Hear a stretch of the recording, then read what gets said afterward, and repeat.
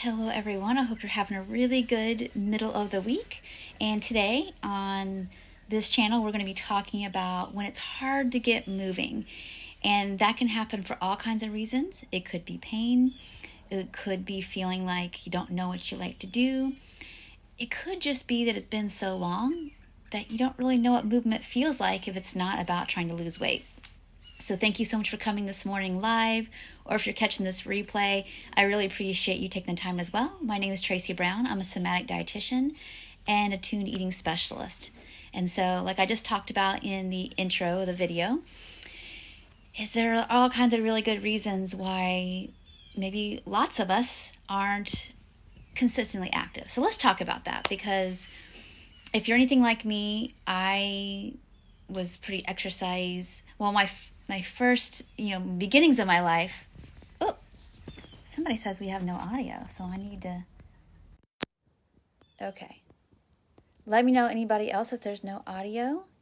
I just turned up my volume. Can you let me know? Let's see here. Try again, Jill. Is there any audio that you're noticing? Or Carol? I see a couple people here that I know for sure. I won't keep talking until somebody lets me know that they can hear me. So any hearts? Okay, Carol says we're good. If there's any trouble for anybody else, please let me know. So, all right, maybe you can remember a time where you played, like ran around and climbed trees, rode your bike, and I hope that you all have some good memories about movement. Some of us don't, because, unfortunately, maybe we've had circumstances where we were shamed for moving or pushed too hard, or in any kind of way, it kind of got ruined. And I think that residue sticks around longer than we would like. So we're going to talk about that in a second, but I want to talk about, there's several reasons. There's three main ones, but one of the big ones I come across with a lot of people is that, sometimes our bodies don't feel good. And I want to talk about that one. I don't think it's talked about enough, is that sometimes literally we're in, hopefully it's just a season. If it's not, we're going to talk a little bit more about that, is hopefully that we're in a season in life where it's just, we're in this, our bodies need us to rest more, and we're in this healing period, whether it's a bad bout of, or a flare of some bad arthritis or a chronic fatigue issue. I'm hoping that that's just a season in life for you. And if that's the case, so let's say that you're watching this right now, it's like, Tracy, I don't know when or if I'm going to be better. I hope that I will. And so I would implore you to basically go at the pace and at the level and the pacing of movements that feel good for your body, because probably your body does feel better when you move, but it never feels good. And so when exercise or movement never feels good, what kind of before, during, and after do we need to do self-care wise to help at least feel doable? Because we probably are getting some kind of benefit. Now, that's not the case for everybody, but most of the time when I'm working with people with some chronic health issues, is that it never feels awesome, but it does get better. I'm going to actually talk about a situation where it's not a structural issue. So I've had clients who've had pretty severe asthma, and it's hard because the only way that the lungs actually get stronger is by pushing through, like when it feels like you can't breathe. And it's almost like it kind of conditions those air sacs to get better, even though it's not comfortable. It's painful. And sometimes it's the only way through. And it's just about recognizing that this is a short-term deal to get to the other side. For some of us, it's a lot different. It's, my exercise tolerance is just really low. And that can happen a lot from like chronic fatigue issues, basically stress and burnout, thyroid issues, where it's like, pretty much I don't have a lot of tolerance for this, so you can just do what you can. I went through a season like that of a handful of years, probably 4 to 5, where it's like, my exercise tolerance was just really low. Like 10 minutes, I'm like, I'm out, I'm done. And when I learned to accept that, I started to look forward more to what I could do versus what I couldn't. And of course, I feel very fortunate that I was able to get to a really good place now in my life where I can do more intense things. I don't think, and I think that if you ask me in 5 years, I'm hoping my exercise tolerance will be even more than it is now. But it's because I don't try to push harder, and I keep growing my own nervous system's capacity and try to feed myself well to improve that. So that may be a position you're in, and it does get better, but it's not pushing too fast and too soon.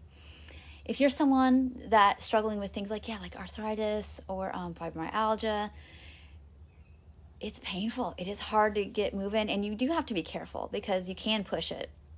And this is really about, just like with food, being really, really willing to listen to the feedback your body's given you. And it may be that you can't run. It's just too hard on your soft tissue, your joints, or whatever. But you can walk. And some days you can kind of feel like it's feeling really good today. And some days it's just going to be too hot, and that flares things up. And we want to accept that. So that means you might do things that keep you cool, like you're moving with a fan. And a lot of things that it's hard because you may have recognized, I used to be able to do these activities and not need this extra care. And for some people that feels really triggering, like I'm too needy, I need too much. It's like, no. Your body's saying, this is how it is. And who are we to judge? Because at the end of the day, maybe the world's not judging us, but we're judging ourselves based on our old abilities or what we think people think about that. But how peaceful would it be to just say, this is the capacity my body has right now. And doing what I can do does make me feel better, even though it's different. And that's something that I want us to basically learn to hold space for. And so lastly, I want to talk a little bit more about, because Friday's video is going to be a little bit different than I've done in the past. I mean, I've talked about this briefly, but Friday's video is going to be about people who need to be active for their work and what that means if you don't fit the stereotype. And we're going to talk about that Friday. But as we wrap up today, I want to talk, because I've spoken a lot about movement and motivation. So I've got lots of videos about that. You can check it out, other videos on the YouTube. But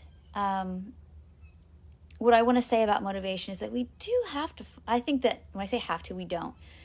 But, sometimes health for me isn't the biggest motivator, to be honest. I'm really all about vitality. And so I can't measure that with a blood test. It's really about am I able to feel more of that, whatever that looks like in a given season in life.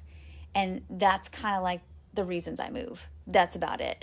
So they're not health reasons. They're definitely not aesthetic reasons.